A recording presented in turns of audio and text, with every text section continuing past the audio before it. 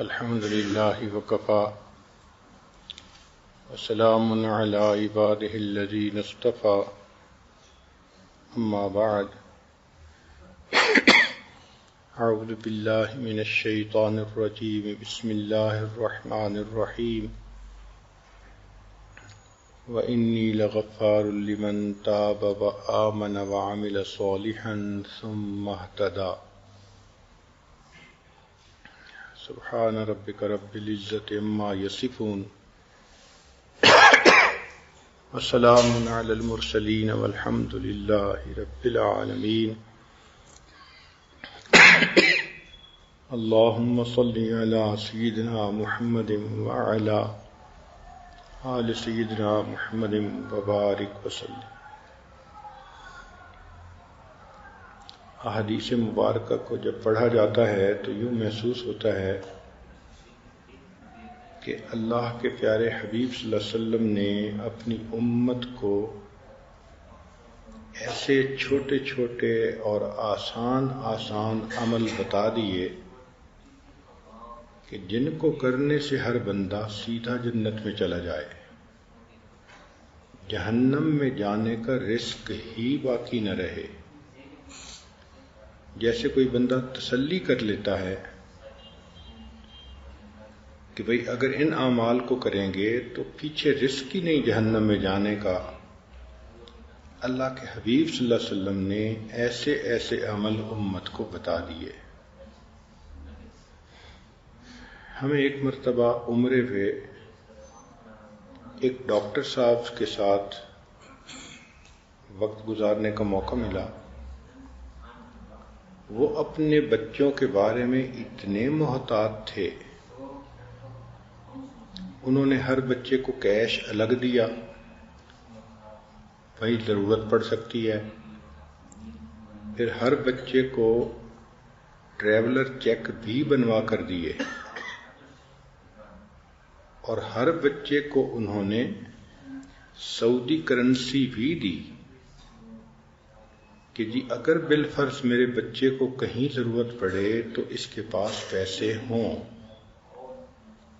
یعنی سعودی کرنسی بھی دی، ڈالر بھی دیے، اور ٹریولر چیک بھی بنوا کر دیے. تو ان کی اس کیفیت کو دیکھ کر یہ بات سمجھ میں آئی کہ جس طرح ایک باپ کو اپنی اولاد سے محبت ہے اور وہ چاہتا ہے کہ میری اولاد کو کوئی تکلیف پیش ہی نہ آئے، کوئی بھی ضرورت ہو تو ان کے پاس پیسے موجود ہوں. تو بالکل اللہ کے پیارے حبیب صلی اللہ علیہ وسلم نے اپنی امت کے ساتھ یہی معاملہ کیا. چھوٹے چھوٹے عمل، مختصر عمل، مگر ایسے کہ انسان اگر باقاعدگی سے کرے تو روز کے گناہ روز دھلتے جائیں. ہم یہ غلطی کرتے ہیں کہ ان اعمال کو کرنا بھول جاتے ہیں، غفلت برتتے ہیں، جس کی وجہ سے گناہوں کی میل دلوں کے اوپر جمتی چلی جاتی ہے. عورتیں اس بات کو اچھی طرح سمجھتی ہیں کہ روز گھر کی صفائی کر دی جائے تو گھر بالکل اجلا سفید رہتا ہے، صاف چمکتا ہے، اور اگر مہینوں بعد صفائی کریں تو داغ دھبے دور ہی نہیں ہوتے. آج ہم نے دل کی مثال ایسی ہی بنا لی. چنانچہ اس مجلس میں جو دعائیں بتائی جا رہی ہیں ان کو آپ روزانہ کرنے کا معمول بنا لیں. اس بات کی اہمیت کو سمجھیں کہ میں تو دنیا میں دھوپ کی گرمی برداشت نہیں کر سکتی، جہنم کی گرمی کو کیسے برداشت کروں گی؟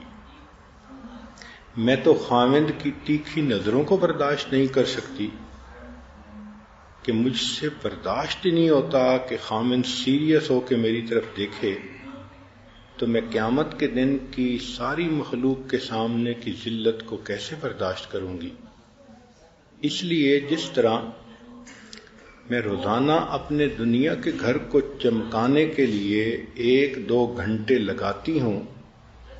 ڈسٹنگ ہو رہی ہے اور کہیں شیشے صاف ہو رہے ہیں، فرنیچر صاف ہو رہا ہے، اور میک شور کرتی ہے عورت کہ گھر بالکل چمکتا ہو. اسی طرح مجھے اپنے دل کو چمکانا یہ بھی ضروری ہے. اس کے لیے مجھے اگر صبح 10 منٹ لگانے پڑیں یا شام کو 10 منٹ لگانے پڑیں تو یہ کون سا بڑا مسئلہ ہے. اس کو اپنی ضرورت محسوس کریں. جب آپ اس کو اپنی ضرورت محسوس کرنے لگ جائیں گی تو یہ عمل آسان ہو جائیں گے. اس کو اس طرح زندگی کا حصہ بنا لیں کہ جیسے ناشتہ، دوپہر کا کھانا، رات کا کھانا زندگی کا حصہ بن چکا ہے. بچپن سے بچے کو یہ روٹین ملتی ہے اور بچے کو پتہ ہوتا ہے کہ سفر ہو یا حضر مجھے دن میں 3 وقت یہ کھانا کھانا ہے. اسی طرح ہماری زندگی کا یہ معمول بن جائے کہ ہم نے فجر سے وقت کے جو اذکار ہیں وہ بھی کرنے ہیں اور جو شام کے اذکار ہیں وہ بھی کرنے ہیں.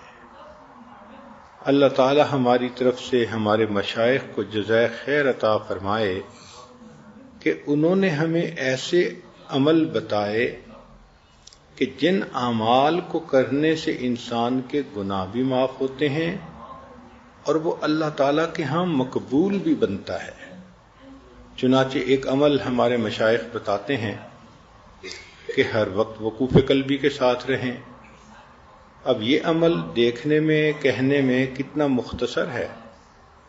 وقوف قلبی سے کیا مراد کہ دل کی توجہ اللہ کی طرف، دست بکار اور دل بیار، کہ انسان کے ہاتھ تو کام کاج میں مشغول مگر دل اللہ تعالیٰ کی یاد میں مشغول. اب اگر آپ مشق کر لیں اور آپ کی یہ کیفیت بن جائے کہ آپ سارا دن دنیا کے کام کاج بھی کریں، لوگوں سے بیٹھیں، گفتگو بھی کریں، مگر دل اللہ کی یاد میں لگا ہوا ہو، تو سبحان اللہ اس ایک عمل پر آپ کو کیا کیا اجر ملیں گے. ذرا توجہ سے سنیے. نبی علیہ الصلوۃ والسلام نے ارشاد فرمایا، عبداللہ ابن عمر رضی اللہ عنہ اس کے راوی ہیں کہ نبی علیہ السلام نے ارشاد فرمایا، ذاکر اللہ فی الغافلین مثل الشجرۃ الخضراء فی الشجر الیابس، کہ جو غافلین میں بیٹھ کے اللہ کا ذکر کرتا ہے وہ ایسا ہے جیسے کہ سوکھے درختوں کے اندر سرسبز درخت ہوتا ہے. چونکہ غفلت عام ہے تو آج کے زمانے میں اس فضیلت کو پانا بھی بہت آسان ہے.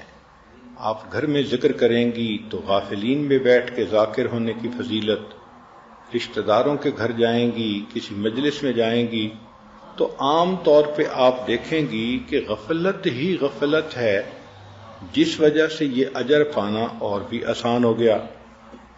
اب ذرا غور کیجئے کہ جو بندہ غافلین میں بیٹھ کے ذکر کرتا ہے تو حدیث پاک میں ہے کہ وہ ایسے ہے جیسے کہ اندھیرے گھر کا چراغ ہوتا ہے. مثل مصباح فی بیت مظلم. ذرا سنیے حدیث مبارکہ کے الفاظ کہ غافلین میں بیٹھ کے اللہ کا ذکر کرنے والا ایسے جیسے اندھیرے گھر کے اندر ایک چراغ ہوتا ہے. پھر حدیث پاک میں فرمایا کہ جو غافلین میں بیٹھ کے ذکر کرتا ہے بلکہ ذاکر اللہ فی السوق، جو بازار سے گزرتے ہوئے اللہ کا ذکر کرتا ہے، لہو بکل شعرۃ نور یوم القیامہ، قیامت کے دن اس کو بدن کے ہر بال کے بقدر اللہ نور عطا فرمائیں گے. سبحان اللہ، کیا اجر ہے انسان کو جو مل رہا ہے کہ جو وجود اللہ کا ذکر کرتا ہے غافلین میں، اللہ تعالیٰ فرماتے ہیں قیامت کے دن بدن کے ہر بال کے بقدر نور عطا فرمائیں گے.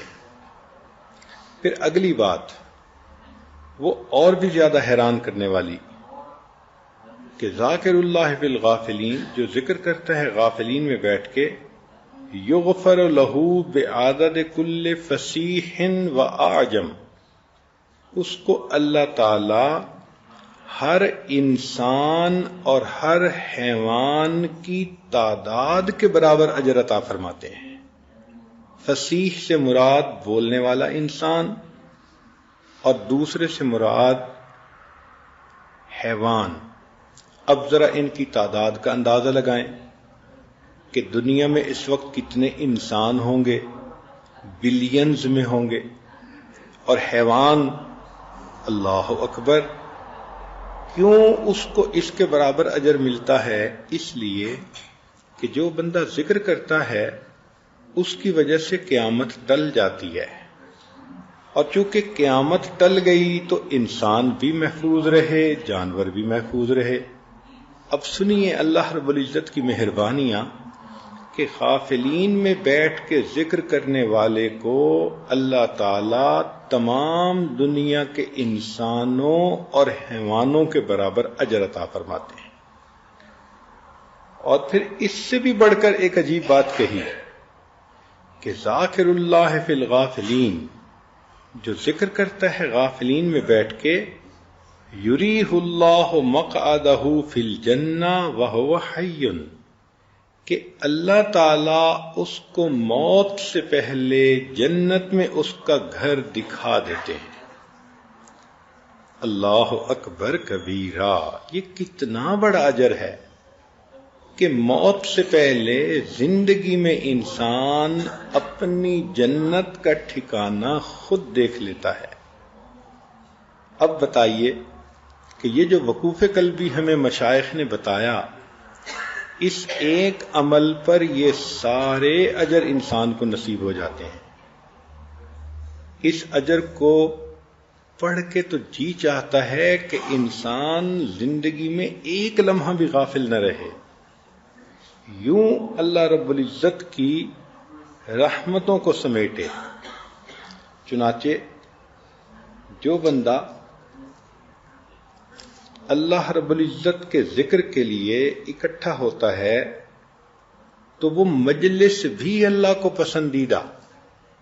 ذرا غور کیجئے کہ ابو ہریرہ رضی اللہ تعالیٰ عنہ روایت کرتے ہیں، ان للہ ملائکۃ یطوفون فی الطرق یلتمسون اہل الذکر. اللہ تعالیٰ کے کچھ فرشتے ہیں، ان کی ڈیوٹی ہی یہی، کام ہی یہی کہ وہ ادھر ادھر پھرتے رہتے ہیں اور جہاں اللہ کا ذکر کرنے والے ملتے ہیں ان کو تلاش کرتے ہیں.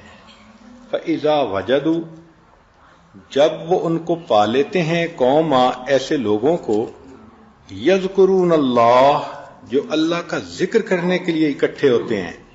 جیسے آج یہ محفل کہ آپ اللہ کی بات سننے کے لیے اپنے گھروں سے چل کے آئیں. اب ایسے مجمع کو جب وہ ڈھونڈ لیتے ہیں، تنادوا حلموا الی حاجتکم، وہ پھر اعلان کرتے ہیں کہ آؤ، تمہیں جو چیز چاہیے تھی وہ یہاں موجود ہے.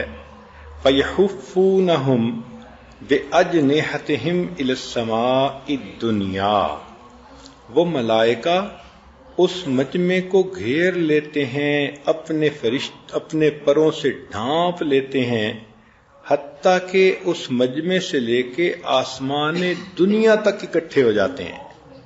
اتنی بھیڑ لگ جاتی ہے فرشتوں کی جو اس مجلس کے لوگوں سے محبت کے اظہار کے لیے اکٹھے ہوتے ہیں.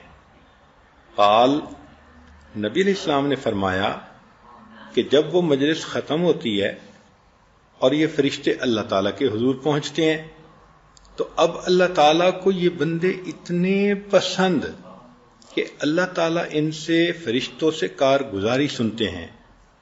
اور جب آپ کو کہیں محبت ہو اور وہاں کی کوئی بات سنائے تو آپ پوری پوری ڈیٹیل سننا چاہیں گی.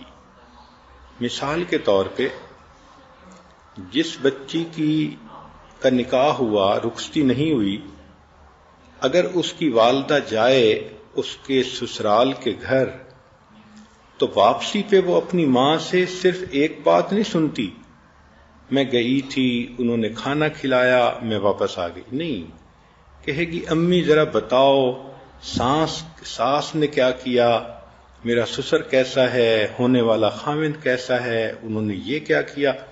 اب چونکہ محبت کا تعلق ہے تو اس کو کارگزاری کی تفصیل چاہیے، ایک ایک چیز کھول کھول کے پوچھے گی. اللہ رب العزت کو چونکہ ذکر کرنے والے بندوں سے محبت ہے تو اللہ تعالی اس مجلس کی کارگزاری کو کھول کھول کے سنتے ہیں، ایک ایک بات. اب ذرا آگے حدیث پاک کے الفاظ سن لیجئے تو آپ کو پتہ چل جائے گا. حالانکہ رب کریم کی عادت مبارکہ تو یہی ہے. قرآن مجید پڑھ کے دیکھ لیجئے، جتنے کم سے کم لفظوں میں بات ہو سکتی ہے قرآن مجید میں اتنی ہی کی گئی ہے، ایک لفظ فالتو نہیں استعمال کیا گیا.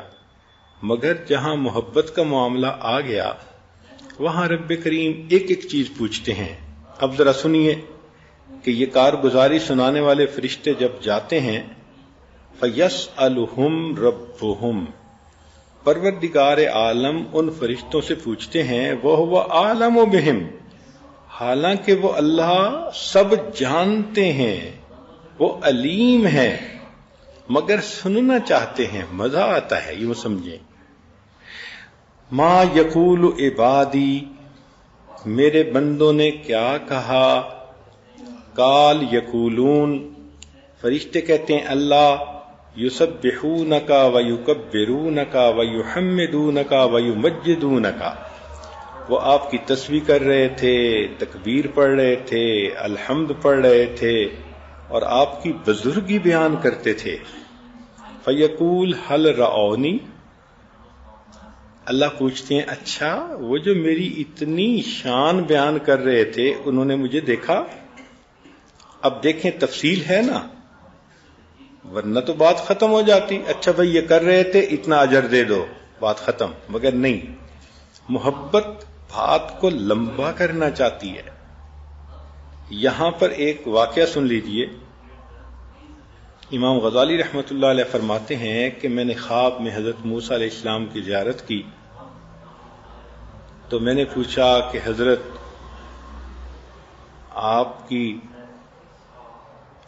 آپ کا تذکرہ قرآن مجید میں، تو انہوں نے پوچھا کہ تم کون ہو؟ تو میں نے پھر اپنی تفصیل بتانی شروع کی کہ میرے والد کا نام یہ، ان کا نام یہ، ان کا نام یہ، لمبا کام. تو موسیٰ علیہ السلام نے فرمایا کہ اے بندے تو نے تو بہت لمبا کلام کیا. تو میں نے خواب میں جواب دیا کہ حضرت اللہ تعالیٰ نے آپ سے یہ پوچھا تھا وَمَا تِلْكَ بِيَمِينِكَ يَا موسیٰ، اے موسیٰ علیہ السلام آپ کے دائیں ہاتھ میں کیا ہے؟ آپ نے جواب دیا ہے یا عصای، یہ میرا عصا ہے، لاٹھی ہے. تو اتنا جواب کافی تھا. مگر آپ نے تو بات لمبی کرتے ہوئے کہا اتوکأ علیہا واحش بہا علی غنمی ولی فیہا معارب اخرى. تو یہ اتنی تفصیل کرنے کی کیا ضرورت تھی؟ تو موسیٰ علیہ السلام نے فرمایا بھائی میں تو اللہ تعالیٰ سے ہم کلامی کر رہا تھا اور میرا جی چاہتا تھا کہ جتنا کلام لمبا ہو اتنا اچھا. تو امام غزالی رحمۃ اللہ نے خواب میں کہا کہ حضرت میں بھی تو کلیم اللہ سے بات کر رہا ہوں، میرا بھی جی چاہا جتنی لمبی بات ہو اتنا زیادہ اچھا. تو جہاں محبت ہوتی ہے پھر لمبی بات کا مزہ آتا ہے. اب دیکھیے فرشتوں نے بتا دیا اللہ وہ ذکر کر رہے تھے، اب مختصر بات تو یہی تھی کہ کہہ دیتے اچھا بھائی اجر دے دو. مگر نہیں، آگے سوال پوچھ رہے ہیں کیا انہوں نے مجھے دیکھا؟ فرشتے کہتے ہیں نہیں. واللہ ما رأوک، قال فیقول، پھر اللہ پوچھتے ہیں کیف لو رآنی، اچھا اگر وہ دیکھ لیتے تو کیا ہوتا؟ قال فیقولون لو رأوک کانوا اشد لک عبادتا و اشد لک تمجیدا و اکثر لک تسبیحا. اللہ اگر وہ دیکھ لیتے اور زیادہ آپ کی تسبیح بیان کرتے، عبادت کرتے، بزرگی بیان کرتے. قال یقول فما یسألونی، پھر اللہ اگلا سوال پوچھتے ہیں اچھا وہ مجھ سے کیا مانگتے تھے؟ قال یسألونک الجنہ، اے اللہ وہ جنت مانگتے تھے. قال یقول وہل رأوہا، اب اللہ تعالیٰ پھر پوچھتے ہیں کیا انہوں نے جنت کو دیکھا ہے؟ قال یقولون لا، نبی اسلام نے فرمایا کہ فرشتے کہتے ہیں کہ انہوں نے نہیں دیکھا. واللہ یا رب ما رأوہا. قال فیقول، نبی اسلام نے فرمایا کہ پھر فرماتے ہیں فکیف لو رأوہا، اچھا بھئی جنت کو دیکھ لیتے تو کیا ہوتا؟ قال یقولون لو انہم رأوہا کانوا اشد علیہا حرصا و اشد لها طلبا و اعظم فیہا رغبا، اگر وہ دیکھ لیتے تو ان کی حرص اور ان کی طلب اور ان کی رغبت اور زیادہ ہو جاتی. قال فمما یتعوذون، اچھا بھئی بتاؤ وہ کس چیز سے پناہ مانگ رہے تھے؟ قال یقولون من النار، فرشتے کہتے ہیں کہ اللہ جہنم سے پناہ مانگ رہے تھے. قال یقول فہل رأوہا، اچھا بھئی انہوں نے جہنم کو دیکھا؟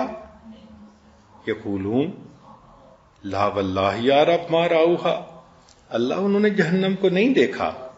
قال یقول فکیف لو رأوہا. سبحان اللہ، حدیث مبارکہ کا ایک ایک لفظ بتا رہا ہے کہ اللہ تعالیٰ کو یہ تذکرہ ہی اتنا اچھا لگتا ہے کہ بات لمبی سے لمبی کھول کھول کے بیان کی جا رہی ہے.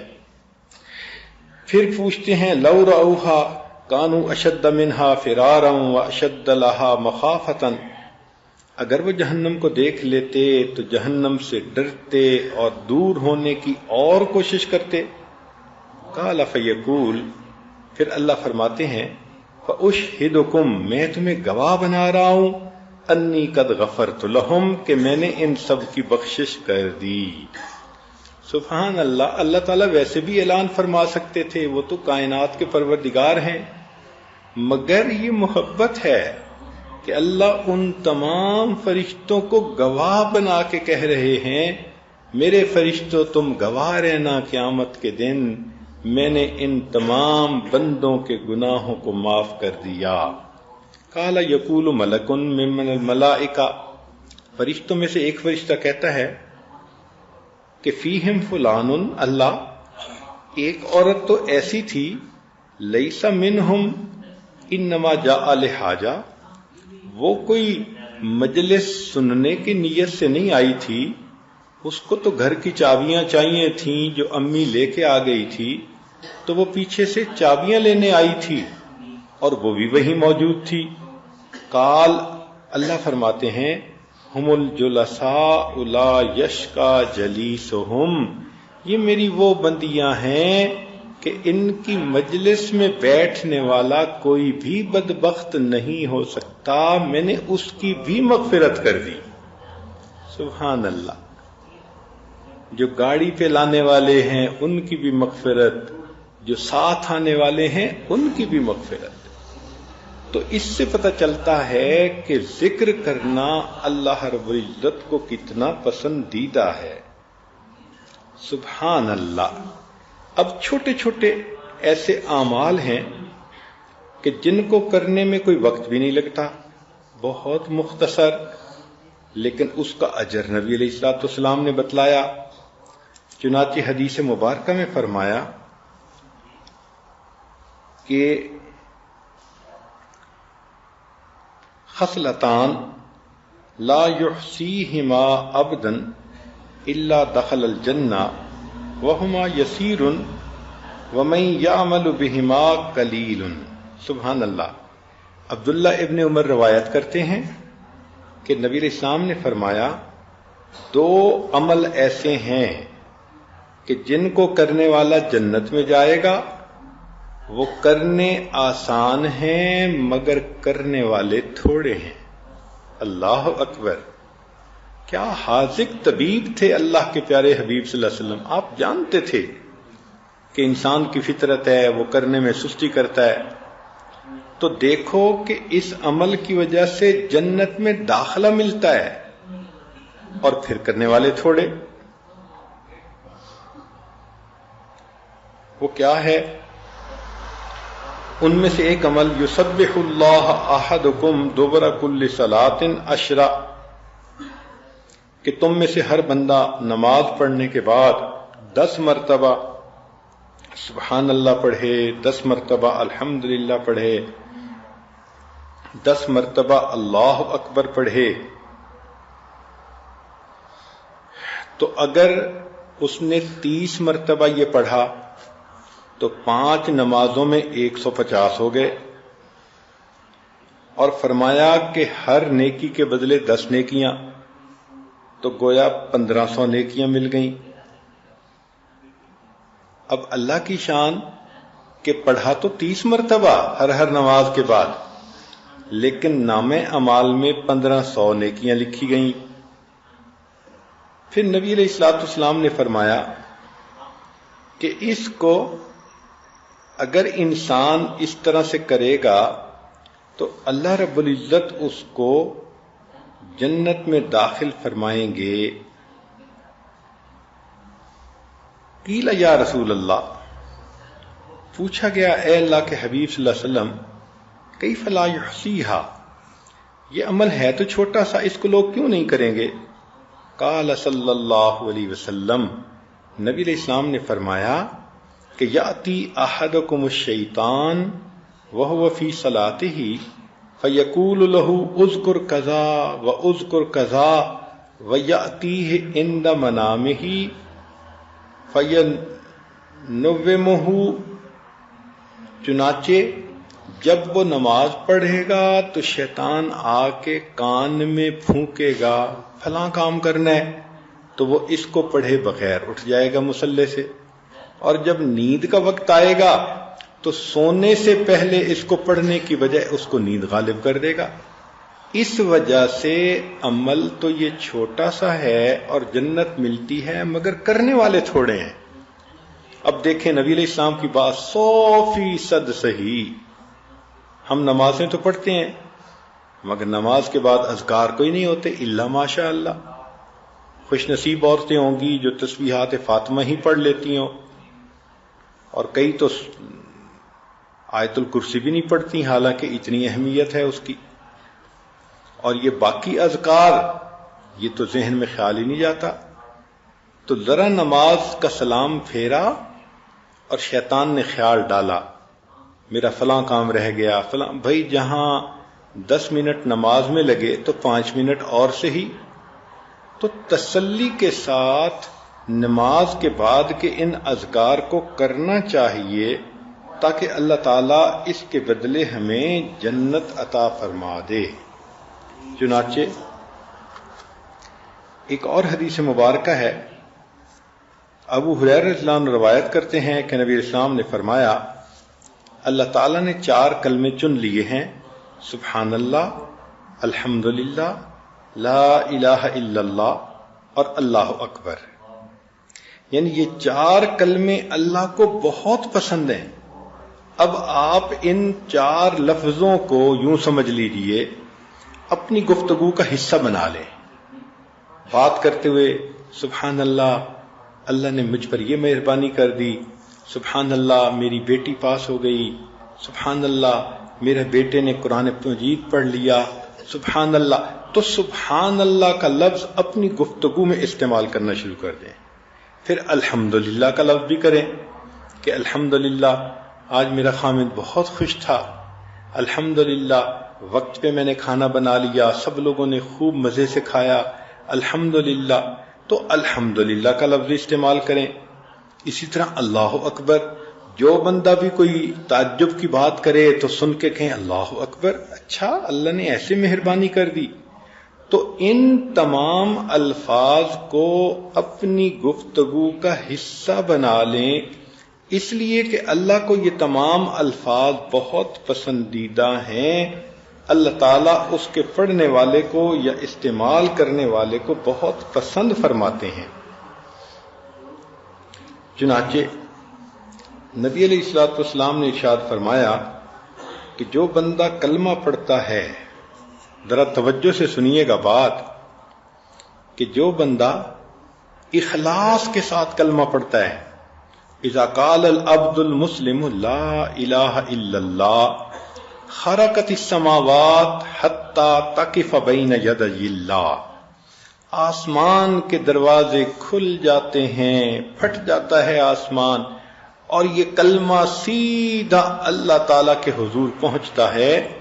فیقول اسکنی، اللہ اس کلمے کو کہتے ہیں ٹھہر جا۔ فتقول، کلمہ کہتا ہے کیف اسکن ولم یغفر لقائلی، اللہ میں کیسے ٹھہروں کہ جس بندے نے مجھے پڑھا ابھی تک اس بندے کی مغفرت ہی نہیں ہوئی۔ فیقول، اللہ فرماتے ہیں ما اجریتک علی لسانہ الا وقد غفر لہ، میں نے تمہیں اس بندے کی زبان پہ جاری ہی اسی لیے کیا تھا کہ میں نے اس بندے کی مغفرت کرنی تھی۔ اللہ اکبر کبیرہ، لا الہ الا اللہ کے پڑھنے پر بندے کی مغفرت۔ اب ہمارے مشائخ اسباق دیتے ہوئے بتاتے ہیں کہ تحلیل کا سبق دن میں کم از کم 3000 مرتبہ کریں۔ اب جو عورت دن میں 3000 مرتبہ چلتے پھرتے زبان سے لا الہ الا اللہ، لا الہ الا اللہ، لا الہ الا اللہ پڑھتی رہے، تو بتائیں ہر دفعہ پڑھنے پر اگر کلمہ بخشش کی خوشخبری دلواتا ہے تو 3000 دفعہ پڑھنے والی کو کتنی خوشخبریاں ملیں گی۔ سبحان اللہ۔ اور کرنے والے تو ماشاءاللہ بہت کرتے ہیں۔ ہمارے ہی جماعت کے بعد مرد اور عورتیں 7000 مرتبہ کلمہ پڑھتے ہیں، 10000 مرتبہ کلمہ پڑھتے ہیں۔ ایک اللہ کی بندی تو ایسی ہے، فون کرتی ہے کہ حضرت میرے بیٹے بیٹیوں کی شادی ہو گئی، خامد بزنس پہ چلا جاتا ہے، میں گھر میں فارغ ہوتی ہوں، مجھے آپ اور عمل بتائیں۔ میں نے کہا بھئی 10000 مرتبہ کلمہ پڑھ لو۔ فون کر کے کہنے لگی حضرت اور بتائیں۔ میں نے کہا زیادہ کر لو۔ کتنا؟ میں نے کہا 20000 دفعہ۔ چنانچہ اس نے 20000 دفعہ کرنا شروع کیا۔ پھر چند دن بعد فون کیا، حضرت میرے پاس وقت ہوتا ہے، مجھے اور بتائیں۔ میں نے کہا بھئی 25000 مرتبہ۔ اس نے 25000 کرنا شروع کیا۔ پھر فون کیا کہ وقت ہوتا ہے۔ اللہ کی شان کے عام دنوں میں، رمضان کی بات نہیں، عام دنوں میں وہ اللہ کی بندی ہر روز 40000 مرتبہ کلمے کا ورد کرتی ہے۔ اب 40000 مرتبہ اگر زبان سے لا الہ الا اللہ نکلا ہوگا تو اس کی مغفرت یقینی نہیں ہوگی تو پھر کیا ہوگی؟ آج کتنی عورتیں ہیں کہ جن کی یہی کیفیت ہے کہ بچوں کی شادیاں ہو گئیں، وہ گھر میں ہوتی ہیں، فارغ بھی ہوتی ہیں، مگر زبان نہیں کھلتی، اللہ کا کلمہ زبان پہ جاری نہیں ہوتا، یا تو پتہ نہیں ہوتا، اور اگر پتہ ہوتا ہے تو غفلت ہوتی ہے۔ تو ہم تو اگر چاہیں تو دنیا میں ایسے عمل کر سکتے ہیں کہ مومن کا جنت میں جانا یقینی بن جائے۔ میں بار بار یہ بات عرض کر رہا ہوں کہ ایسی زندگی گزاریں کہ جہنم میں جانے کا رسک ہی نہ رہے پیچھے، ایسی زندگی ہو، ایسے اعمال ہوں، ایسی نیکیاں ہوں، اللہ کو اتنی پسندیدہ زندگی ہو کہ دنیا میں اللہ اس کو جنت کا گھر دکھا دے۔ میرے بندے، میں نے تیرے لیے مہمان نوازی کے لیے یہ جگہ تیار کر رکھی ہے۔ یہ ہوئی نا زندگی۔ چنانچہ ایک اور بھی عمل ہے کہ جو انسان اشہد اللہ الہ الا اللہ یہ پڑھتا ہے، ایک تو تھا نا لا الہ الا اللہ پڑھنا، اب یہ دوسری حدیث مبارکہ ہے کہ اذ قال العبد اشہد اللہ الہ الا اللہ، جب بندہ کہتا ہے کہ میں گواہی دیتا ہوں کہ اللہ کے سوا کوئی معبود نہیں، قال اللہ، اللہ فرماتے ہیں یا ملائکتی علم عبدی، اے میرے فرشتوں، میرے بندے نے معلوم کر لیا انہو لیس لہ رب غیری، کہ اس کا میرے سوا کوئی اور رب نہیں ہے۔ اشہدکم، دیکھیں اس نے میری ربوبیت کی گواہی دی میں تمہیں گواہ بنا کے کہتا ہوں قد غفرت لہو، میں نے اس بندے کے گناہوں کو معاف کر دیا. حل جزاء الاحسان الا الاحسان، عدلے کا بدلہ. بندے نے گواہی دی کہ اللہ کے سوا کوئی معبود نہیں. اللہ فرشتوں کو گواہ بناتے ہیں کہ میرے فرشتوں، میں نے اس بندے کی مغفرت کر دی، تم میری اس بات کے اوپر گواہ رہنا. اور ایک حدیث مبارکہ میں معاذ ابن جبل عنہ فرماتے ہیں کہ نبی علیہ السلام نے فرمایا ما من نفس تموت، کوئی ایسا بندہ نہیں جو فوت ہو وہی تشہد اللہ الہ الا اللہ و انی رسول اللہ، اور وہ موت کے وقت کلمہ پڑھے کہ میں گواہی دیتا ہوں اللہ کے سوا کوئی معبود نہیں اور نبی علیہ السلام ان کے رسول ہیں. یرجع ذلک الی قلب موقن الا غفر اللہ لہ، تو اللہ تعالی صدق کے دل کے ساتھ اس گواہی پر اس بندے کے گناہوں کی، تمام زندگی کے گناہوں کی مغفرت فرما دیتے ہیں. تو جو بندہ زندگی میں بار بار کلمہ پڑھتا ہوگا تو موت کے وقت اسی کی زبان پہ کلمہ جاری ہوگا نا. نبی علیہ السلام نے فرمایا کما تعیشون تموتون، تم جس حال میں زندگی گزارو گے تمہیں اسی حال میں موت آئے گی. تو جو خاتون روزانہ 3000 5000 7000 دفعہ کلمہ پڑھ رہی ہے، یہ کیسے ممکن ہے کہ موت کے وقت اس کو پھر کلمہ یاد نہ آئے؟ کلمہ تو خود بخود اس کی زبان سے نکلے گا. سبحان اللہ. اب ایک حدیث پاک میں نبی علیہ الصلوۃ والسلام نے تیسرے کلمے کی تفصیل بتائی. ابو الدرداء رضی اللہ عنہ راوی ہیں کہ نبی علیہ السلام نے فرمایا قل سبحان اللہ والحمد للہ ولا الہ الا اللہ واللہ اکبر ولا حول ولا قوۃ الا باللہ، کہ تم یہ تیسرا کلمہ پڑھو. فإنہن الباقیات الصالحات، یہ باقی رہنے والی یہ نیکیاں ہیں. وہن یحططن الخطایا، اور یہ ایسی نیکیاں ہیں کہ ان کے بدلے گناہ اس طرح مٹائے جاتے ہیں کما تحط الشجرۃ ورقھا، جس طرح کے خزاں کے موسم میں درخت کے پتے جھڑ جاتے ہیں. اب بتائیے تیسرا کلمہ پڑھنے سے ایسے گناہ جھڑتے ہیں جیسے کہ پت جھڑ کے موسم میں درختوں کے پتے جھڑ جاتے ہیں. وَهُنَّ مِن كُنُوزِ الْجَنَّةِ، اور یہ جنت کے خزانوں میں سے ہے. سبحان اللہ. تو تیسرا کلمہ پڑھنا کون سا اتنا مشکل ہے؟ جو بندہ چاہے وہ بڑے آرام سے پڑھ سکتا ہے. اور ایک اور حدیث مبارکہ میں رافع رضی اللہ عنہ فرماتے ہیں کہ نبی علیہ الصلوۃ والسلام نے فرمایا کہ ایک خاتون آئی، سلمہ اس کا نام تھا. انہا قالت، وہ کہنے لگی یا رسول اللہ، اے اللہ کے حبیب صلی اللہ علیہ وسلم، اخبرنی بکلمات ولا تکثر علیہ، مجھے کچھ پڑھنے کو بتائیں مگر زیادہ نہ بتائیں، میں زیادہ نہیں پڑھ سکتی. قال قولی، نبی السلام نے فرمایا تم کہو اللہ اکبر 10 مرات، 10 مرتبہ اللہ اکبر کہو. یقول اللہ، اللہ فرماتے ہیں ھذا لی، یہ میرے لیے ہے. وقولی سبحان اللہ 10 مرات، 10 مرتبہ سبحان اللہ کہو. یقول اللہ ھذا لی، اللہ فرماتے ہیں یہ میرے لیے ہے. وقولی اللہم اغفر لی، اور پھر تیسری مرتبہ کہنا اللہ میری مغفرت فرما دے. یقول قد فعلت، اللہ فرماتے ہیں میں نے تمہارے گناہوں کی مغفرت کر دی. اب یہ کتنا آسان عمل ہے. 10 مرتبہ سبحان اللہ کہنا، 10 مرتبہ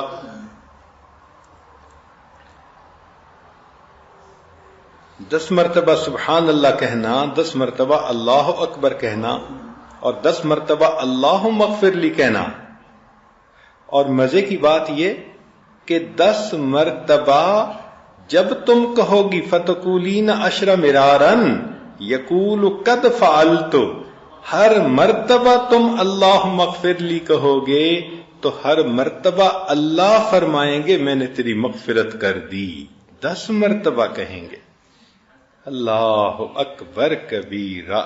اب سوچئے کہ یہ کیسے اذکار ہیں کہ جن کی وجہ سے انسان کے گناہ معاف ہوتے ہیں، اور اللہ تعالیٰ 10 مرتبہ کہتے ہیں کہ میں نے تمہارے گناہوں کی مغفرت کر دی، اور اگر 100 مرتبہ سبحان اللہ پڑھ لے تو 1000 نیکیاں لکھی جاتی ہیں، 1000 گناہ معاف ہوتے ہیں۔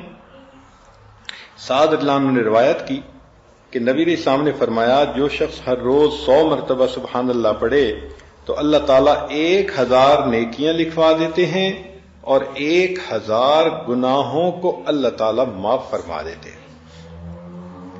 اسی طرح فجر کی نماز کے بعد اگر 100 مرتبہ سبحان اللہ پڑھ لے اور 100 مرتبہ لا الہ الا اللہ پڑھ لے تو حدیث مبارکہ میں ہے، ابو ہریرہ رضی اللہ عنہ نے روایت کیا کہ غفرت لہو ذنوبہ ولو کانت مثل زبد البحر، کہ جو 100 مرتبہ سبحان اللہ اور 100 مرتبہ لا الہ الا اللہ فجر کے بعد پڑھے، اللہ اس کے گناہ کو معاف کر دیتے ہیں اگرچہ وہ سمندر کی جھاگ کے برابر کیوں نہ ہوں۔ اب بتائیں کہ اتنی مختصر سی تسبیح ہے، لیکن اس کے کرنے سے اللہ تعالیٰ اتنے گناہوں کو معاف کر دیتے ہیں اگرچہ وہ سمندر کی جھاگ کے برابر کیوں نہ ہوں۔ اللہ اکبر کبیرہ۔ اب ایک حدیث مبارکہ میں تسبیحات فاطمہ کے بارے میں آتا ہے۔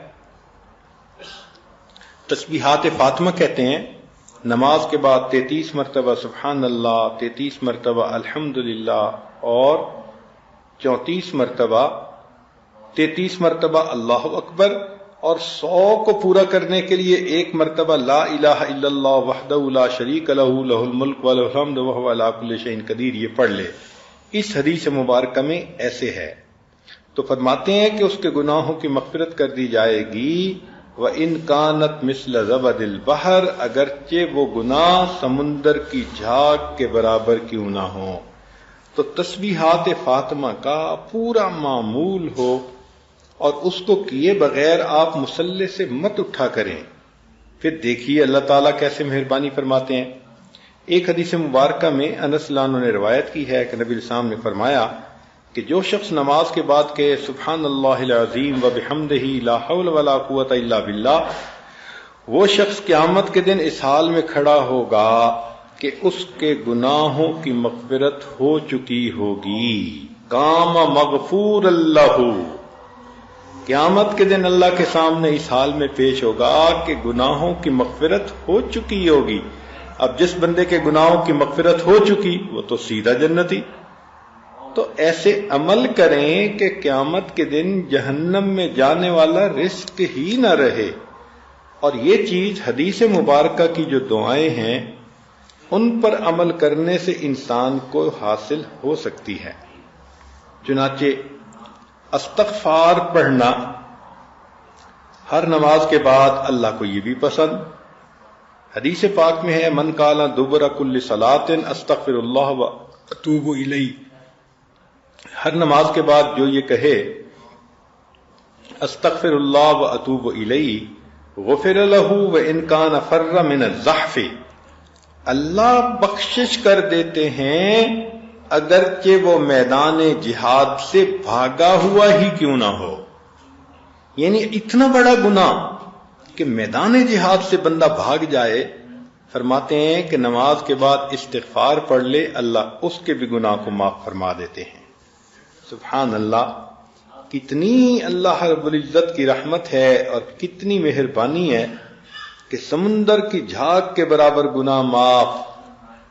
اور ایک حدیث مبارکہ میں ہے کہ صحابی کہتے ہیں کہ نبی علیہ السلام نے فرمایا کہ جو بندہ کہتا ہے استغفر اللہ الذی لا الہ الا هو الحی القیوم واتوب الیہ غفر لہ وان کان قد فر من الزحف، اللہ اس کی بھی مغفرت کو فرما دیتے ہیں اگرچہ وہ بھی جہاد سے بھاگا ہوا کیوں نہ ہو۔ اور ایک حدیث مبارکہ میں ہے کہ جو بندہ یہ کہتا ہے لا الہ الا اللہ واللہ اکبر ولا حول ولا قوت الا باللہ الا کفرت عنہ خطایاہ، مگر یہ کہ اس کے گناہ معاف ہو جاتے ہیں، ولو کانت مثل زبد البحر، اگرچہ وہ گناہ سمندر کی جھاگ کے برابر کیوں نہ ہوں۔ اب دیکھیے ایک ایک فکرہ ہے، اور ایک ایک فکرے پر اللہ رب العزت کی طرف سے اتنے اجر کا وعدہ ہے۔ اور سید الاستغفار کے بارے میں تو آپ کو کل بھی بتا دیا کہ اگر دن میں ایک مرتبہ پڑھ لیں اور اس رات موت آ گئی تو سیدھا جنتی، اور رات میں ایک مرتبہ پڑھ لیں اور اس رات میں موت آ گئی تو سیدھا جنتی۔ سبحان اللہ۔ تو سید الاستغفار اللہم انت ربی لا الہ الا انت خلقتنی وانا عبدک، اس کو یاد کر لیں اور اس کو دن میں ایک مرتبہ پڑھ لیں اور رات میں پڑھ لیں، تو دن میں پڑھیں گی تو سیدھا جنتی، اور رات میں پڑھیں گی اور موت آ گئی تو سیدھا جنتی۔ سبحان اللہ۔ اس استغفار کی اللہ رب العزت کے ہاں کس قدر قبولیت ہے۔ اور نبی علیہ السلام نے یہ بھی فرمایا کہ جو انسان صبح و شام 100 مرتبہ سبحان اللہ و بحمدہ پڑھتا ہے، غفرت ذنوبہ وان کانت اکثر من زبد البحر، اللہ اس کے گناہ کو معاف کر دیتے ہیں اگرچہ وہ گناہ سمندر کی جھاگ سے بھی زیادہ ہوں۔ دیکھیں پہلی حدیثوں میں ہے کہ سمندر کی جھاگ کے برابر کیوں نہ ہو، اور اس حدیث پاک میں ہے کہ سبحان اللہ و بحمدہ 100 مرتبہ پڑھ لینے سے اللہ گناہ معاف کرتے ہیں، وَإِن كَانَتْ أَكْثَرَ مِنْ زَبَدِ الْبَحْرِ، اگرچہ وہ سمندر کی جھاگ سے زیادہ ہی کیوں نہ ہوں۔ اب بتائیں کہ اللہ سے بخشش کروانا کتنا آسان کام ہے۔ اللہ تعالیٰ بھی چاہتے ہیں کہ میرے محبوب کے امتی جو خطائیں کر بیٹھتے ہیں تو یہ زبان کھولیں، کچھ تو بولیں، تاکہ اس کو بہانہ بنا کے میں ان کے گناہوں کو معاف کر دوں۔ یہ کتنی ہماری بد نصیبی ہے، ہم ایسے ایسے اعمال سے غافل ہیں، دن پہ دن گزر رہے ہیں، کئی تو نماز ہی نہیں پڑھتی، اور جو پڑھتی ہیں تو بس نماز کا سلام پھیرا اور مصلی سے اٹھی، مجھے کھانا بنانا ہے، مجھے یہ کام کرنا ہے۔ بھئی یہ کام تو کرنے ہی ہوتے ہیں، 5-10 منٹ اور لگا کر یہ تسبیحات بھی اگر پڑھ لیں، اور اگر فرض کرو مصلی پہ بیٹھ کے نہیں پڑھنے کے لیے وقت ہے تو کھانا بناتے ہوئے پڑھ لیں، پتہ تو ہونا چاہیے نا، اس کو معمول تو انسان بنائے، پھر اگر چلتے پھرتے بھی پڑھ لیں گی تو اجر تو آپ کو مل جائے گا۔ چنانچہ جو بندہ صبح و شام 10 مرتبہ یہ کلمات پڑھ لیتا ہے، لا الہ الا اللہ وحدہ لا شریک لہ لہ الملک و لہ الحمد یحیی و یمیت وہو علی کل شیء قدیر، اللہ تعالی اس بندے کے 10 خطائیں معاف فرما دیتے ہیں، 10 نیکیاں لکھ دیتے ہیں، اور 10 غلام آزاد کرنے کے برابر اجر دیتے ہیں۔ اور اگلی مزے کی بات کہ اللہ تعالیٰ اس کی شیطان سے حفاظت فرماتے ہیں۔ اب بتائیں یہ کتنا مزے کا عمل ہے کہ ہم اگر صبح شام 10 مرتبہ یہ پڑھ لیں تو اللہ کی حفاظت میں آ جائیں گے۔ شیطان بدبخت ہم سے کوئی ایسا گناہ نہیں کروا سکے گا کہ وہ ہمیں اللہ سے دور کر دے، اللہ کی حفاظت ہوگی۔ اب دیکھیں آپ چاہتی ہیں کہ اللہ تعالیٰ کی میرے اوپر حفاظت ہو، تو 10 مرتبہ یہ کلمات پڑھنے سے اللہ کی حفاظت میں آ جائیں گی، اللہ تعالیٰ شیطان بدبخت سے محفوظ فرمائیں گے۔ یہ اللہ رب العزت کا کتنا بڑا کرم اور کتنا بڑا احسان ہے۔ اب ذرا اور باتیں سن لیجئے۔ سبحان اللہ سبحان اللہ۔ نبی علیہ السلام نے ارشاد فرمایا کہ جو بندہ صبح اور شام یہ کلمہ پڑھ لے، یہ فقرہ پڑھ لے، ربی اللہ لا اشرک بہ شیئا واشہد ان لا الہ الا اللہ، تو اللہ تعالیٰ اس کے پچھلے سب گناہوں کی مغفرت فرما دیتے ہیں۔ اب صبح شام یہ فقرہ پڑھنا کتنا مشکل ہے بھائی، ربی اللہ لا اشرک بہ شیئا واشہد ان لا الہ الا اللہ، اتنا سا فقرہ پڑھنے پر اللہ تعالیٰ گناہوں کو معاف فرما دیتے ہیں۔ اور دوسری حدیث میں ہے کہ جو شخص صبح شام یہ پڑھ لے، اللہم انی اصبحت اشہدک و اشہد حملۃ عرشک و ملائکتک وجمیع خلقک انک انت اللہ لا الہ الا انت وان محمدا عبدک ورسولک. اللہ فرماتے ہیں کہ اس دن جو گناہ سرزد ہوئے وہ بھی معاف، اور اس رات جو گناہ سرزد ہوئے وہ بھی معاف. آپ دیکھیں نا کہ بچے کو آپ روزانہ صبح اور شام ٹوتھ پیسٹ کرنے کی کتنی اہمیت بتاتی ہیں کہ بچے رات کو سونے سے پہلے بھی دانتوں کو صاف کر لو اور صبح اٹھتے ہی اپنے دانتوں کو صاف کر لو، یہ بہت ضروری ہے. تو بھائی اگر منہ کا صاف کرنا اتنا ضروری کہ شام کو بھی ٹوتھ پیسٹ کرو صبح بھی کرو، تو کیا دل کو صاف کرنا ضروری نہیں ہے؟ آپ حیران ہوں گی کہ اس فکرے کے پڑھنے سے پورے دن کے گناہ معاف اور رات کو پڑھنے سے پوری رات کے گناہ معاف. تو بچوں کو بتائیں کہ بچوں یہ فکرہ پڑھے بغیر تم نے صبح نہیں کرنی اور یہ فکرہ پڑھے بغیر تم نے نیند نہیں کرنی. جب یوں کہیں گی تو بچوں کے دل منور ہوں گے، بچے آپ کے نافرمان نہیں بنیں گے، نمازوں میں کوتاہی نہیں کریں گے، بچے تعلیم کے معاملے میں آپ کو ٹف ٹائم نہیں دیں گے. ہم خود تو بچوں کو وہ عمل بتاتے نہیں، اور جب بچے بگڑتے ہیں تو پھر بیٹھ کے آنسو بہانے کے سوا کوئی کام نہیں ہوتا. تو اللہ تعالی ہمیں یہ نبی علیہ الصلوۃ والسلام نے جو امت کو ہیرے موتی دیے ان سے فائدہ اٹھانے کی توفیق عطا فرما دے. چنانچہ نبی علیہ الصلوۃ والسلام نے ایک اور بات فرمائی کہ جو شخص 3 مرتبہ یہ کلمہ پڑھے فجر کے بعد اور عصر کے بعد 3 مرات 3 مرتبہ استغفر اللہ الذی لا الہ الا هو الحی القیوم واتوب الیہ کفرت عنہ ذنوبہ وان کان مثل زبد البحر، اللہ اس کے گناہ کو معاف کر دیتے ہیں اگرچہ وہ سمندر کی جھاگ کے برابر کیوں نہ ہوں. اب آج کی اس مجلس کی آخری حدیث مبارکہ ذرا سن لیجئے کہ فجر اور عصر کے بعد جو بندہ یہ پڑھے لا الہ الا اللہ وحدہ لا شریک لہ لہ الملک ولہ الحمد وہو حی لا یموت بیدہ الخیر وہو علی کل شیء قدیر، تو سنیے کہ نبی علیہ السلام نے ارشاد فرمایا اس بندے کو اللہ تعالیٰ 10 نیکیاں عطا فرماتے ہیں، 10 گناہ معاف کرتے ہیں، اور جنت میں اس کے 10 درجے بلند کرتے ہیں، اور پورا دن اللہ تعالی شیطانی حملوں سے اس کی حفاظت فرماتے ہیں. اب یہ جو خوشخبری ہے یہ تو ہم پہلے حدیثوں میں بھی سن چکے، مگر اس حدیث میں ایک خاص بات ہے. امام نسائی رحمت اللہ علیہ نے اسی حدیث کی روایت کی تو وہ فرماتے ہیں کہ 10 غلام آزاد کرنے کا ثواب بھی ملتا ہے.